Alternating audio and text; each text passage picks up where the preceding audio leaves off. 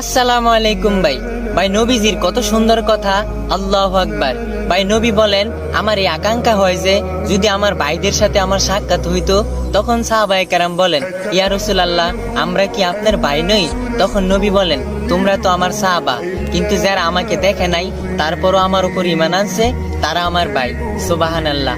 ভাই সব নবীর হয়তো আমাদের নবীর উম্মত হইতে চাইছে, কিন্তু আলহামদুলিল্লাহ আল্লাহর মেহেরবানি আল্লাহ আমাদেরকেও বিশ্ব নবীর উম্মত হিসেবে দুনিয়াতে পাঠাইছেন। ভাই নবী বলেন, আমার উম্মতের আগে কোনো উম্মত জান্নাতে যাবে না। সুবহানাল্লাহ। ভাই চলেন নবীর তরিকা মতো চলার চেষ্টা করি, আল্লাহর হুকুম মানার চেষ্টা করি। চলেন সবাই সবার জন্য দোয়া করি, ইনশাআল্লাহ। لا لا لا لا لا لا لا لا لا